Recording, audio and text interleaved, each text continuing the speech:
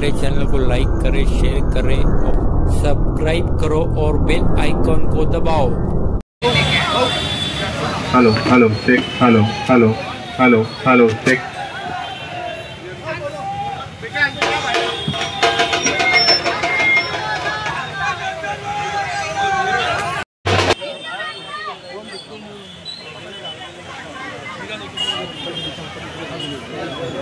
ठिकाना पकड़ रहे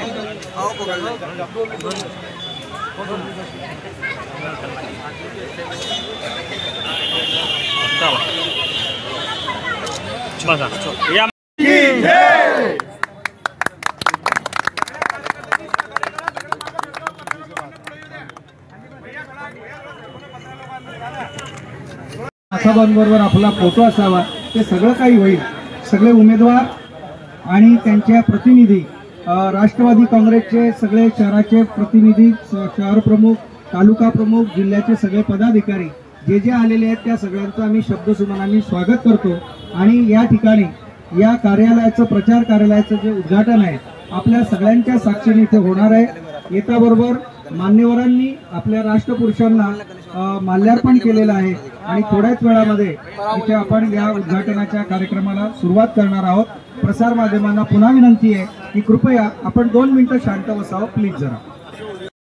आई तुळजा भवानी, छत्रपती शिवाजी महाराज, शाहू महाराज, शाहीर अण्णाभाऊ साठे, महात्मा ज्योतिबा फुले, सावित्रीबाई फुले, लोकगुरु सरदार वल्लभभाई पटेल, महाराणा प्रताप, डॉक्टर बाबासाहेब आंबेडकर, उपस्थित मौलाना अबुल कलाम आझाद, उपस्थित सर्व नागरिक बंधूंनो, माझ्या मित्रांनो व भगिनींनो, आज या ठिकाणी आपल्या या प्रचार कार्यालयाचं उद्घाटन या ठिकाणी जामने रोड, कोणतं भरीत सेंटर आहे बाजूला, मनुमाता भरीत सेंटर शेजारी।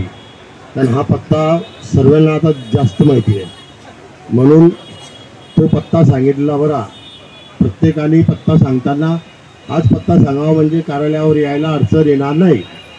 कारण या ठिकाणी आज नाथाभाऊंच्या हस्ते उद्घाटन या ठिकाणी झालं आहे। नाथाभाऊ भुसावळमध्ये एवढी दहशत, एवढा बदमाशपणा तुम्ही कधी पाहिला नसेल। एवढा बदमाशपणा कार्यालयाच्या बाबतीत माध्यमातून या भुसावळमध्ये आला। कार्यालयाच्या ओपनिंगच्या साठी जागेच्या संदर्भात ज्या व्यक्तीशी माझी चर्चा झाली होती किंवा आम्हाला कार्यालयाला जागा लागेल त्यांना सुद्धा धमकवण्यात आलं आणि त्यांना सांगितलं की कोणी जागा देऊ नका आणि जागा दिल्यानं काही होत नाही। जागा शेवटी लोकांच्या हृदयात असली पाहिजे, मनामध्ये असली पाहिजे। या अशी कोणाच्या जागे बिगेनं काही होणार नाही आहे। आणि तुम्ही जेवढ्या अशा पद्धतीने वागसाल की जर इतर पक्षांचे कार्यालय उघडायला नको, त्यांना परवानग्या मिळायला नको, त्यांना बॅनर लावायला जागा नको मिळायला पाहिजे, असं जर कोणी म्हणत असेल तर या भुसावळची जनता तुम्हाला धडा शिकवल्याशिवाय राहणार नाही, एवढी खात्री मी आपल्याला या ठिकाणी देतो। मी कार्यकर्त्यांना विनंती करेल की ज्या ज्या ठिकाणी कार्यालयाच्या बाबतीत प्रॉब्लेम येत असेल त्या ठिकाणी घराघरात कार्यालय खोला आपल्या आणि याला दाखवून द्या की कोणी मंत्री झाला, एक तुटपुंज्या खात्याचा मंत्री झाला म्हणून जास्त माज येता कामा नाही। कारण नाथाभाऊ तुमच्याकडे किती 12-13 खाते होते, याच्याकडे हे खातं जे आहे ना हे महामंडळ आहे आणि या महामंडळाला 1 रुपयाचं बी बजेट नाही आहे। मी आपल्याला खात्रीने सांगतो की भुसावळची जनता 9 वर्षापासून त्रस्त आहे आणि सर्वात जास्त त्रस्त माझ्या माता आणि भगिनी आहे की पाण्यामुळे त्यांना सर्वात जास्त त्रास।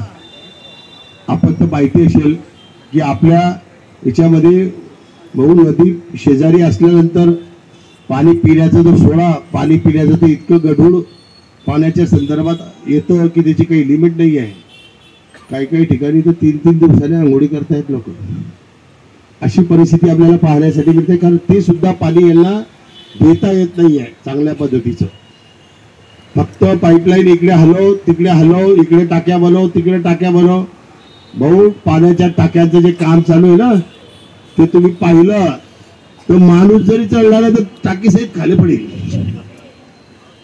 अशी परिस्थिती या टाक्यांची आहे. कामाच्या संदर्भात भरपूर काही विषय आहे. आता आदरणीय मुख्यमंत्री साहेब उद्या येत आहेत आपल्या भुसावळला, अत्यंत आनंद आहे. परंतु आज येत असताना तिथले लगेच जे गोरगरीब लोकांचे थोडेफार पोटावर व्यवसाय चालणारे होते ते सुद्धा बंद केले आणि त्या टपऱ्या तिथून काढून टाकल्या. या पद्धतीने जर काही होत असेल तर भाऊ, इथे दर वर्षात 4000 अतिक्रमण निघते. किती? 4 वेळेस अतिक्रमण दर वर्षात निघतं आणि ते सुद्धा तोडं पाहून. कुठे अतिक्रमण काढण्याचे पैसे घेतले जातात तर कुठे अतिक्रमण राहू देण्याचे पैसे घेतले जातात. अशा पद्धतीची वाटचाल या ठिकाणी होते आहे. इथे भाऊ, जन्म दाखल्याचे पैसे, मृत्यू दाखल्याचे पैसे, जन्म आणि मृत्यू दाखल्याचे पैसे लागत असतील तर या भुसावळमध्ये आपण कसे सुरक्षित असू शकतो? घरपट्टीच्या संदर्भात मोठ्या प्रमाणात वाढ. हा एक नक्की भाऊ की या 15 दिवसात आता 4-5 दिवस झाले मी बघतोय इतकी स्वच्छता चालू आहे की असं समजून घ्या पूर्ण स्वच्छता महाराष्ट्रातले इथेच उतरलाय. फक्त निवडणुकीसाठी या गल्लीत काम त्या गल्लीत काम. बहुतेकशा कामाच्या सुरुवात जरी रस्ते झाल्या तर आचारसंहिता मोडीत काढली जाते आहे. ते काय मोडीत काढायचे ते काढू द्या, पण आमच्या गावाचं काम होऊ द्या. आणि यांचं म्हणणं काय माहिती आहे की संतोष चौधरीने कुठे तक्रार केली, कुठे कंप्लेंट केली. मी तक्रार कंप्लेंट कधीच करत असतो, मी सीधा हिसाब चुकता करत असतो.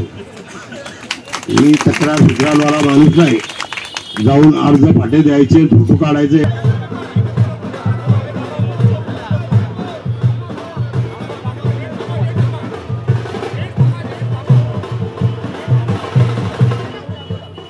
आजो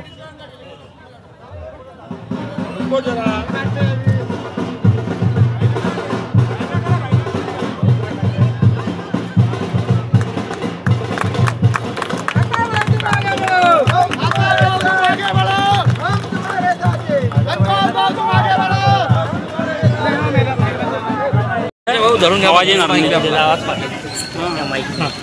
भाऊ, काय बोलणार आज युती शिवसेना उद्धव ठाकरे आणि तुतारी याचं कार्यालयाचं उद्घाटन झालं, काय बोलणार आपण? भुसावळ शहरामध्ये नगरपालिकेच्या निवडणुकीसाठी नगराध्यक्षाचे उमेदवार म्हणून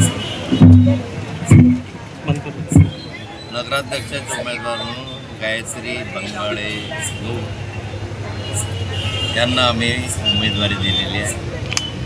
सर्वात प्रथम असं आहे की ही निवडणूक राष्ट्रवादी काँग्रेस शरदचंद्र पवार गटाच्या माध्यमातून पक्षाच्या माध्यमातून या ठिकाणी तुतारी या निशाणीवर लढवली जात आहे.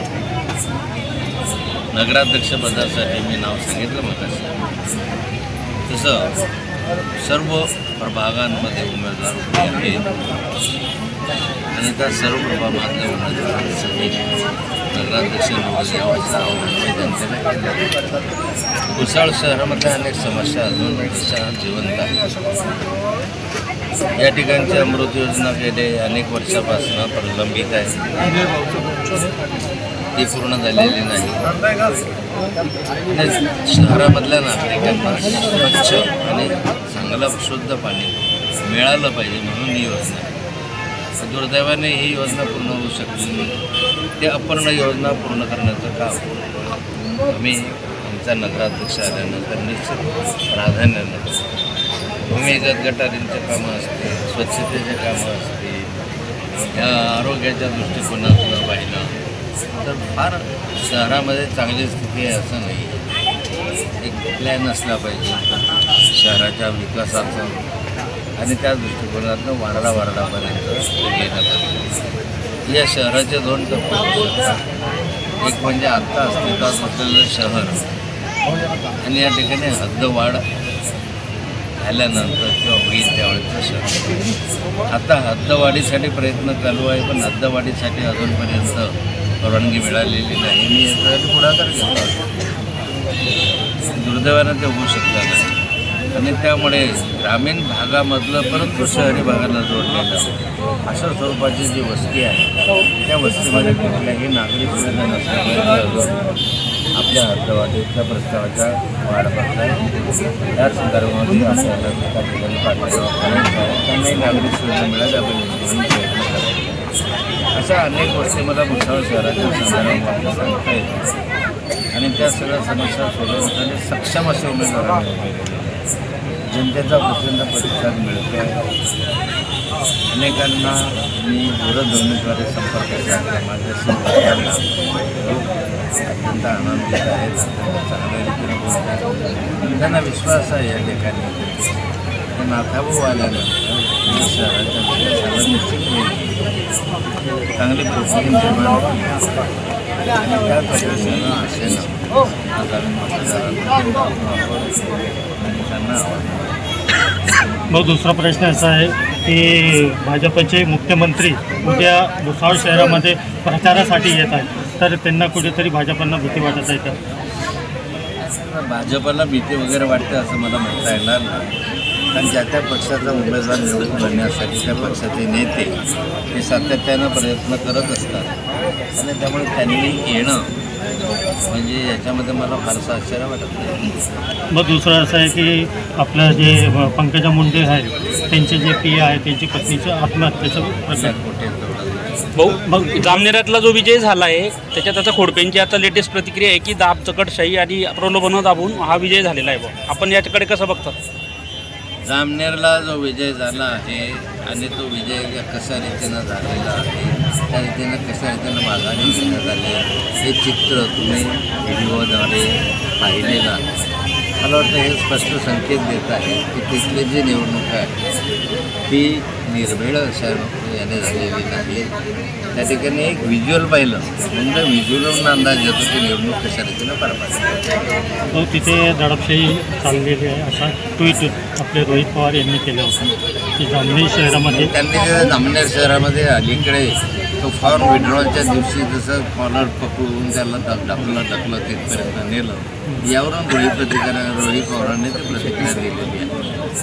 भाऊ वरणगावात भाजपचे बंडखोर उमेदवार उभे आहेत आणि त्यांनी म्हटलंय की बुवा जात आणि पैसा पाहून तिथे उमेदवारी बदलण्यात आली आणि आपलाही उमेदवार तिथे उभा आहे. आपण कसं बघताय या सगळ्याकडे? आता भाजपचा अंतर्गत प्रश्न आहे.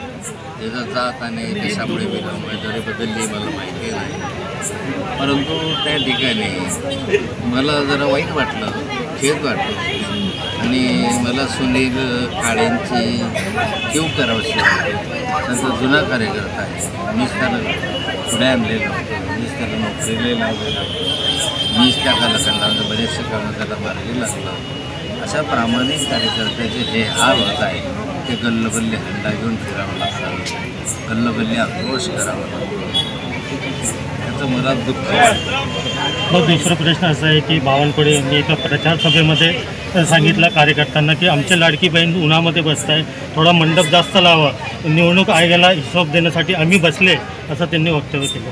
बावनकुळे याच्यावरून हे लक्षात येतं की निवडणूक आयोगावर किती मोठा दबाव असेल. कारण अशा स्वरूपाचे बावनकुळे साहेब ज्या ठिकाणी वक्तव्य करतात त्याचा अर्थ असा आहे की तुम्ही कुछ भी करो.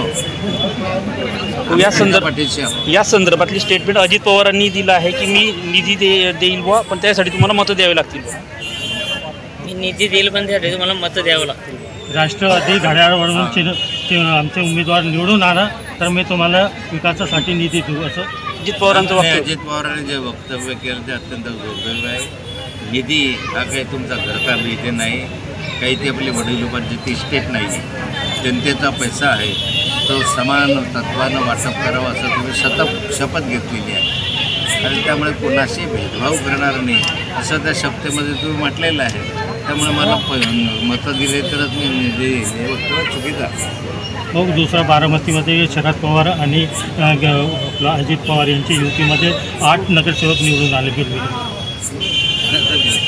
प्रत्येक ठिकाणी प्रत्येक नगरपालिका